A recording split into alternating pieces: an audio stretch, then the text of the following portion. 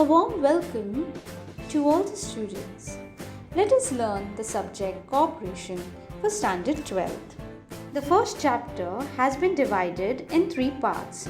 So let us begin with part 1.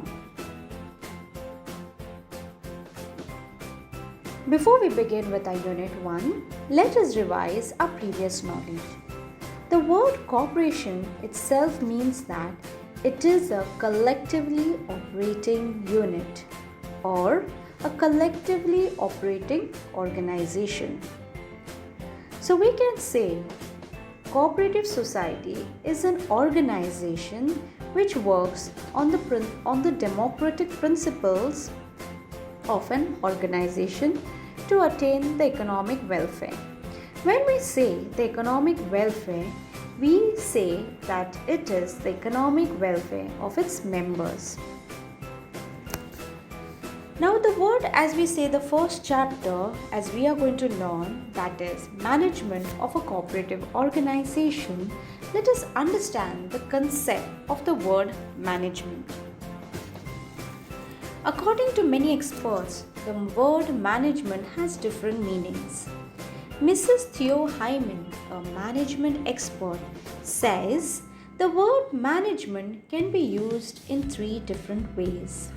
As a noun, whenever the word management is used, it refers as noun whenever it is used to indicate a group of people doing the managerial functions such as executive managers, officials, etc. As a person, the word management also refers to as process of management when the functions like planning, organizing, staffing, controlling, etc. are undertaken. And as a discipline, the word management is also known as discipline when it is referred to an area of specialized study or the body of knowledge is involved. However, the functional concept of management, which is the point of learning, is the management is what management does. Thus, the management is an universal process in all organized social and economic activities. So it is therefore defined as attainment of pre-established goals by the direction of human performance along with pre-established lines which do not wait for future but make the future. The first topic, that is management of a cooperative organization, is divided into 2 parts, that is organization of a cooperative society and funds management of a cooperative society. In organization of a cooperative society, we are going to learn the meaning of organization, the structure of an organization, its features, its principles, the office bearers, their functions, their role, the membership, the procedure of electing the members, the managing committee, how is the membership gets cancelled. And in funds management of a cooperative society, we are going to learn the importance of finance in a society. Let us take the first topic, that is organization of a cooperative society. An organization is a set of people working together to achieve certain stated goals.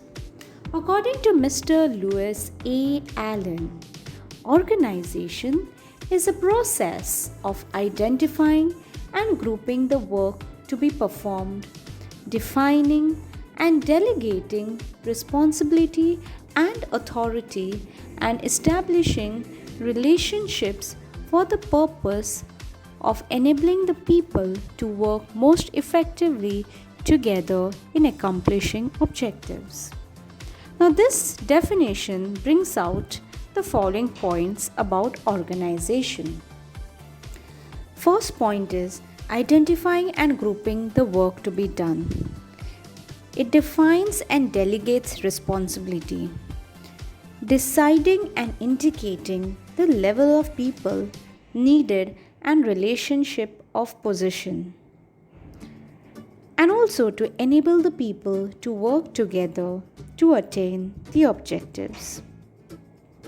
A business unit is established to achieve certain objectives.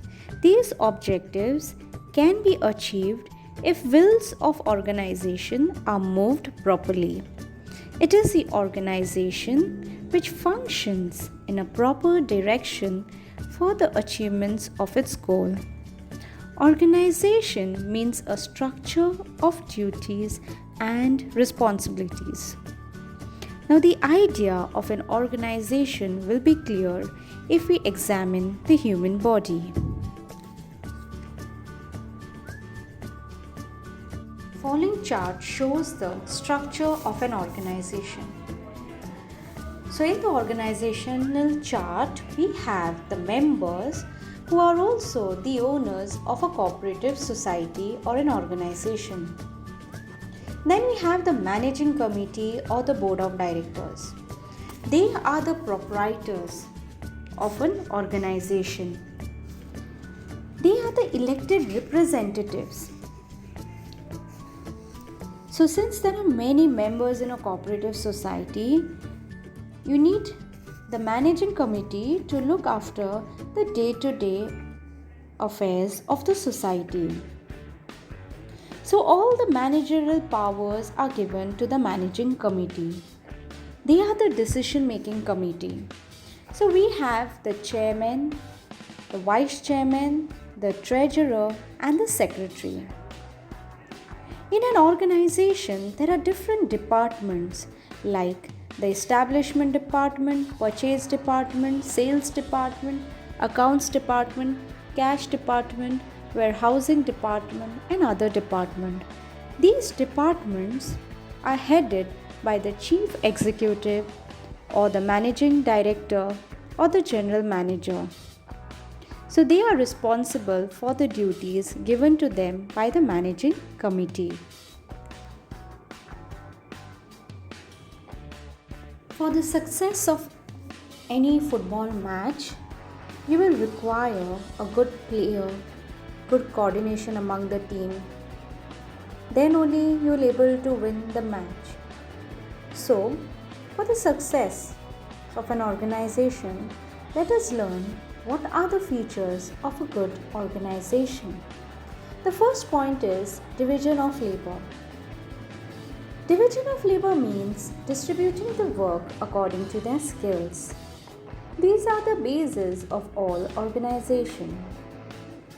This will help to increase the efficiency of the work and to increase the profits. The whole function of the business is divided into activities to achieve the required goals. Point is coordination.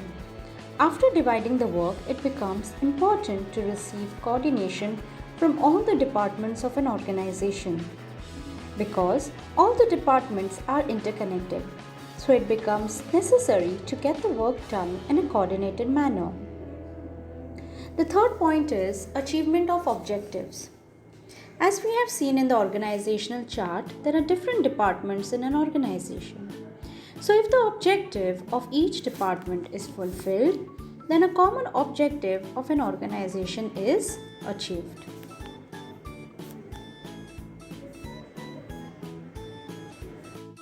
The fourth point is equity. There are different people in an organization. As they are human beings, they should be dealt with kindness. In order to secure devotion and loyalty from them, principle of equity should be applied. The fifth point is authority and responsibility structure.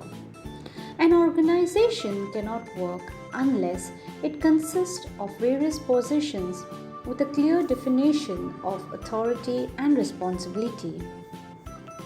Authority and responsibility should go hand in hand. An authority should be held responsible and responsibility should be delegated to the authority. The sixth point is discipline. It includes a sense of obedience in behavior, respect shown by subordinates, good supervision system, clear and fair understanding, and judicious application of penalties, etc., are essential as a group of persons work together. Therefore, in an organization, certain amount of discipline is desirable. The result obtained proves the success or failure of an organization. It is sure that the organization can be successful only if the basic principles are observed. So let us learn the important principles of an organization. Unity of objective. The organization should be fully geared to the basic objectives which are determined for every cooperative society. The second point is efficiency. An individual's job satisfaction means his efficiency. The contribution to the welfare of the society is its efficiency. It is achieved once the organization attains the goals and objectives at minimum cost. The third point is unity of command. To avoid conflicts and misunderstanding amongst the members of the staff and management, the command of superior is very important. It helps in fixing the responsibility of the concerned. The fourth point is unity of direction. The plan of activities which is directed towards the same end must be prepared, or otherwise only confusion and nothing else will follow. The fifth point is responsibility. The supervisor is responsible for the activities of his subordinate. The subordinates must be held responsible to their supervisors for the task assigned to them. The sixth point is balance.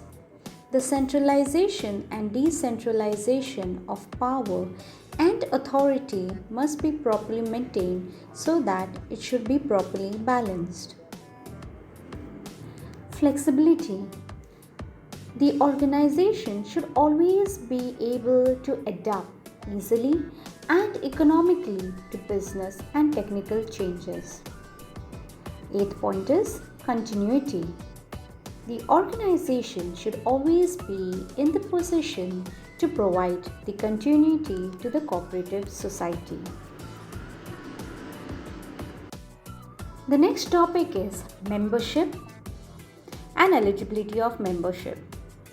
Now, for the formation of a cooperative society, minimum 10 members are required, and relaxation is granted to housing cooperative societies which require minimum 3 members.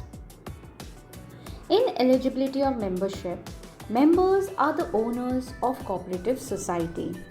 They are the proprietors. Any person who is a major completing 18 years of age and residing in the area of operation of the society who is competent to enter into a contract can become a member of the society.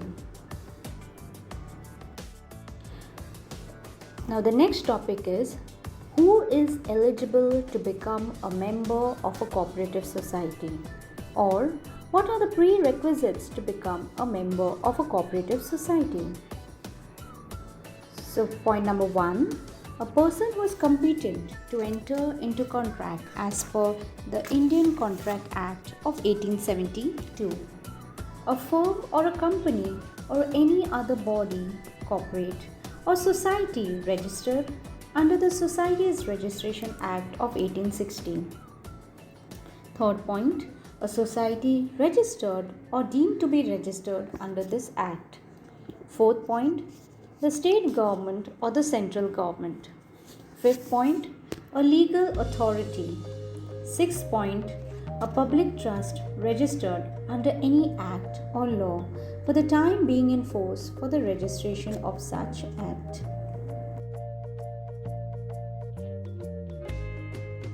Thank you, students.